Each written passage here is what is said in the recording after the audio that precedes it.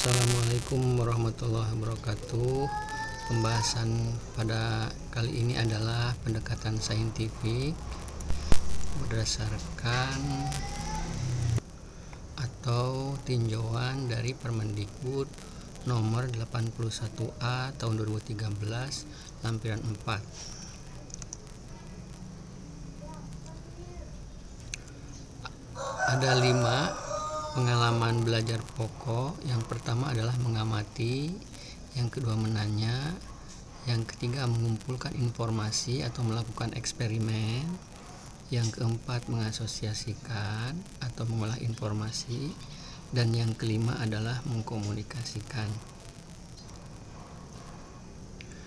Pada langkah pembelajaran yang pertama yaitu mengamati, kegiatan belajarnya berupa membaca, mendengar, menyimak atau melihat dengan atau tanpa alat. Membaca objek, melihat, mendengar atau menyimak objek, melihat objek dengan atau tanpa alat. Misalnya melihat sebuah bahasa dalam sebuah surat, atau mendengar atau menyimak tuturan.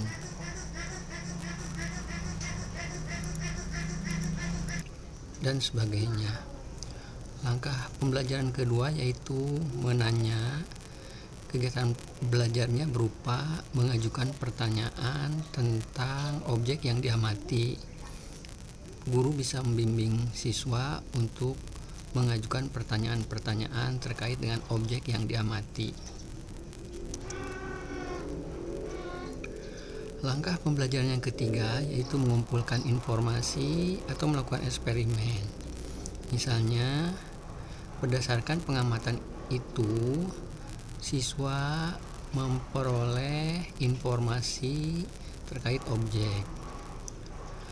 Di sini guru membimbing siswa untuk mengumpulkan informasi dari objek yang diamati. Kemudian mengumpulkan informasi juga bisa dilakukan dengan berwawancara atau membaca dari sumber lain. Dengan begitu, mengumpulkan informasi atau bereksperimen itu terkait dengan objek, kejadian, atau aktivitas. Langkah pembelajaran yang keempat yaitu mengasosiasikan atau mengolah informasi. Mengasosiasikan berarti menggolong-golongkan informasi yang diperoleh berdasarkan klasifikasinya atau berdasarkan kriterianya. Mengasosiasikan juga di sini bisa berupa pengolahan data statistik sederhana, misalnya menentukan rata-rata, menentukan frekuensi tertinggi, menentukan nilai tertinggi, dan sebagainya.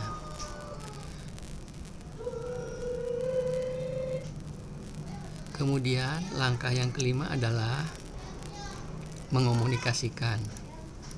Pada langkah mengomunikasikan ini, guru membimbing siswa untuk menyampaikan hasil pengamatannya, hasil temuan-temuannya, hasil informasinya kepada orang lain, misalnya teman-teman sekelasnya. Penerapan dari pendekatan saintifik ini misalnya pada ranah bahasa, misalnya guru membimbing siswa untuk mengamati bunyi bahasa. Misalnya pada bahasa itu ada bunyi-bunyi, ada intonasi, ada jeda, ada penekanan, ada panjang pendeknya suara. Kemudian di dalam bahasa juga misalnya ada imbuhan, ada tanda baca, ada huruf kapital. Siswa bisa dibimbing untuk mengamati kapan tanda baca digunakan atau kapan huruf kapital itu digunakan. Guru juga bisa membimbing siswa untuk mengamati kalimat. Dalam kalimat terdapat subjek, predikat, objek, pelengkap, atau keterangan. Guru bisa membimbing siswa untuk mengamati fungsi-fungsi kalimat itu.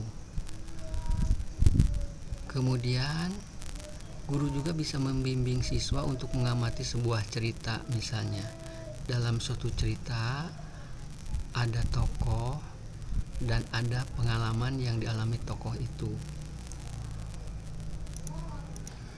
Guru juga bisa membimbing siswa untuk mengamati tempat peristiwa tokoh itu terjadi atau waktu peristiwa itu terjadi. Kemudian guru juga bisa membimbing siswa untuk mengamati karya ilmiah. Misalnya, rujukan-rujukan yang digunakan dalam karya ilmiah, atau misalnya metode yang digunakan dalam satu karya ilmiah, atau misalnya data yang ada dalam karya ilmiah, atau analisis dari data itu. Guru juga bisa membimbing siswa untuk mengamati surat, baik surat dinas ataupun surat pribadi.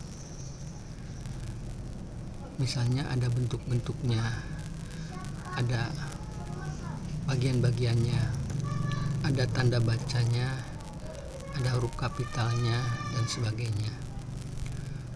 Guru-guru juga bisa membimbing siswa untuk mengamati dokumen-dokumen penting yang dimiliki oleh seorang keluarga.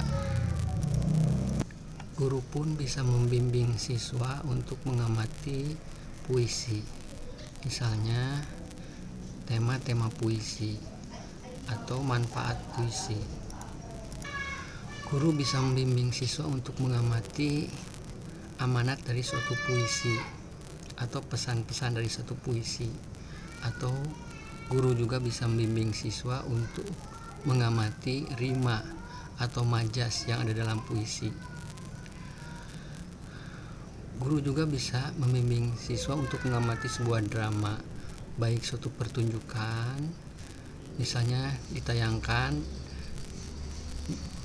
dengan sebuah proyektor, atau pertunjukan langsung, ataupun drama yang dianalisis dari naskahnya.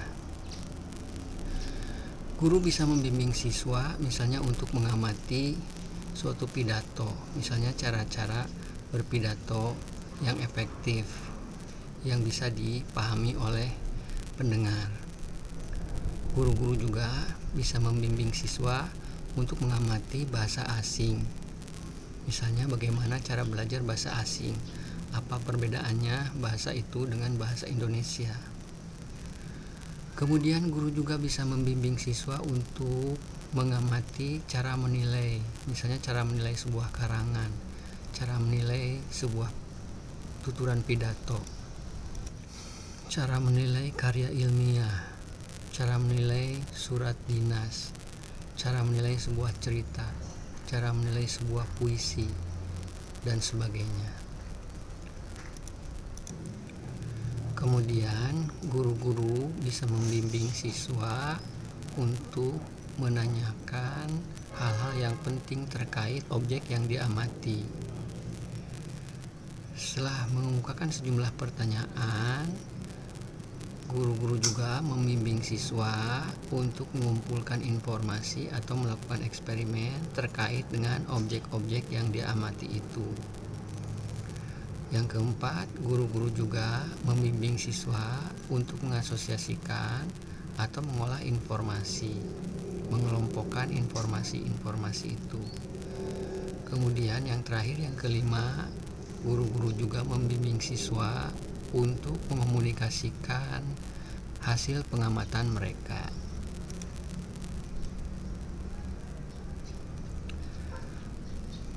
Contoh yang lainnya adalah pada mata pelajaran tata negara atau PKN. Guru-guru bisa saja membimbing siswa-siswa untuk mengamati sistem pemerintahan pusat atau sistem pemerintahan daerah, kecamatan, kelurahan, atau desa. Guru-guru juga bisa membimbing siswa untuk mengamati aturan pemerintahan yang tertulis atau tidak tertulis, misalnya undang-undang atau peraturan-peraturan daerah atau peraturan-peraturan negara. Guru-guru juga bisa membimbing siswa untuk mengamati sistem demokrasi dan kelebihan-kelebihannya dibandingkan misalnya dengan sistem khilafah atau kerajaan. Guru-guru juga bisa membimbing siswa untuk mengamati aturan-aturan yang diberlakukan di rumah-rumah mereka.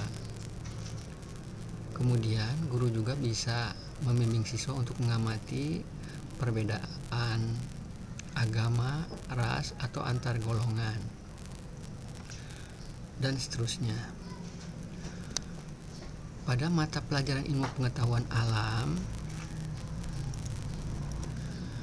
guru-guru bisa membimbing siswa untuk mengamati tumbuhan, misalnya tumbuhan kayu-kayuan, penghasil kayu misalnya, atau rerumputan, jenis-jenis rerumputan, jenis-jenis padi misalnya, atau mengamati hewan, misalnya hewan peliharaan atau hewan buas.